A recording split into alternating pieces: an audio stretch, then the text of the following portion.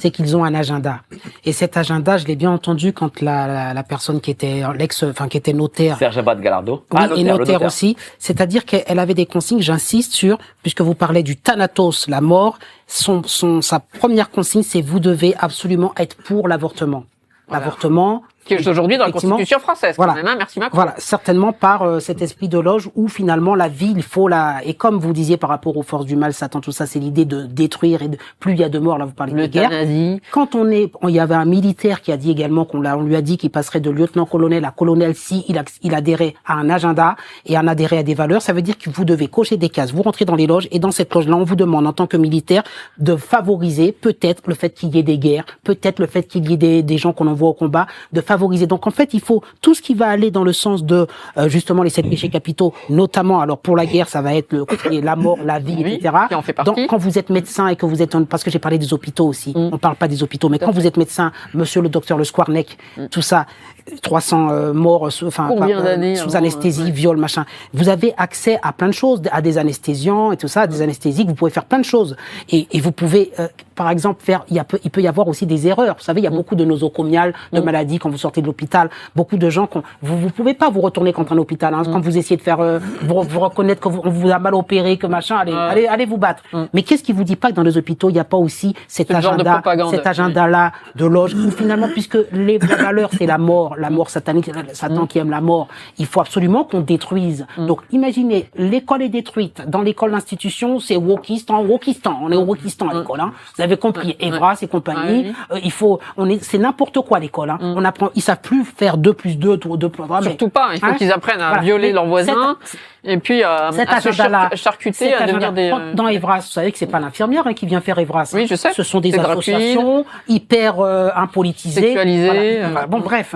Tout cela, l'école, l'armée, l'hôpital, le régalien, la santé, je me dis, effectivement, et c'est pour ça qu'hier j'ai dit que j'étais effrayée, on sous-estime l'importance de ces loges, de ces groupes, même si c'est pas maçonnique, même si c'est Wokistan, des groupes comme ça qui sont dans le thanatos, la destruction, la mort. Et pour pouvoir contrer cette thanatos, il faut l'éros, la pulsion de vie.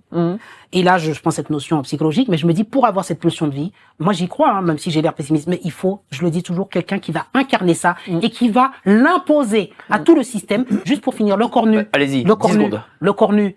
Vous avez vu que le cornuc, selon le cornu, il est adoubé par Macron, très bien. Le cornu, il a été directeur d'ASE, il sait parfaitement ce qui se passe. Est-ce que vous croyez qu'en tant que Premier ministre aujourd'hui, il va s'emparer de cette question? Non, parce que voilà. Et c'est ça tout le problème. Merci à vous, merci à vous. Merci beaucoup, Jean-Luc. Vous étiez bien énervé là aujourd'hui. Oui. Alors, chère Dalila, ton actualité, comment on peut t'aider déjà? Comment on peut t'aider?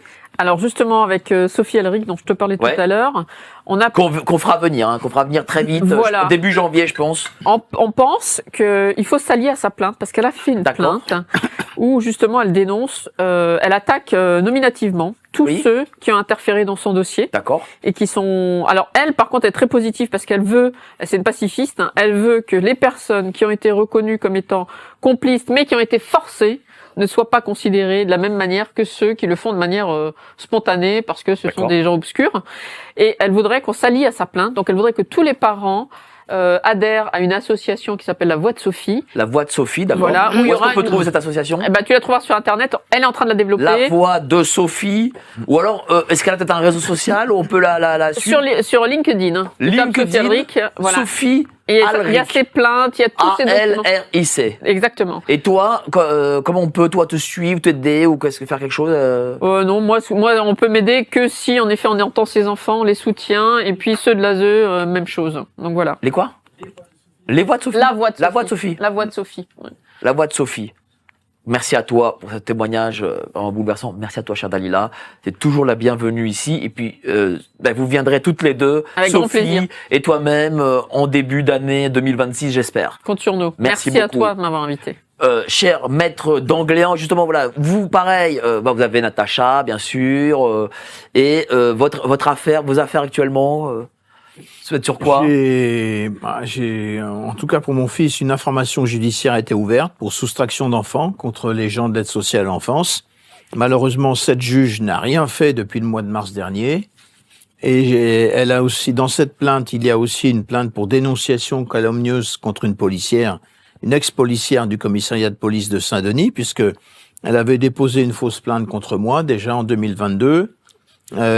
Arrestation à mon cabinet d'avocat, menotté, garde à vue, 48 heures, envoyé en correctionnel relaxé, cour d'appel relaxé.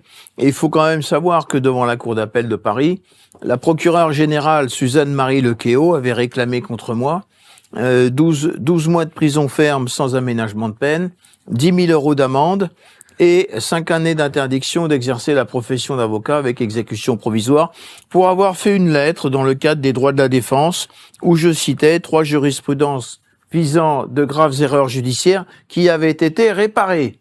Hein, et elle estimait que c'était des pressions et des menaces. Donc, on est dans des situations qui sont absolument pourries. Nous avons des gens qui sont pourris, qui gèrent une partie du système. Et ces gens-là, il va falloir qu'on sache qui ils sont. Parce qu'ils participent tous à la création de crimes contre l'humanité. Rien qu'à l'ASE de Dordogne, en 10 mois, 2 suicides. Merci. Un enfant de 14 ans, un enfant, une jeune femme de 19 ans. Merci beaucoup, cher maître. Suivez Maître d'Angléan sur Twitter, peut-être sur d'autres réseaux sociaux aussi, non? Sur Twitter? Pour l'instant, je suis que sur Twitter, là. Hein. Bon, voilà. Suivez Maître d'Angléan, bien sûr, suivez l'affaire avec notre amie Natacha Ray, que l'on salue. Comment elle va, Natacha? Ça va, elle a un protocole de soins actuellement, elle m'autorise à en parler un petit peu. Bon, et bientôt un livre? Elle prépare un livre, je pense, oui. Bon, pour j'espère que janvier, février. Ah excellent, excellent. Merci, cher maître. Rien. Et enfin, notre ami Jean-Luc Robert, qui, voilà, son t-shirt, là, montre-nous. Ouais, il faut que je me lève. Hein. Voilà. Allez, où est-ce qu'on peut trouver tous vos t-shirts? Sur ma chaîne YouTube et ma chaîne jeanlucrobert.fr.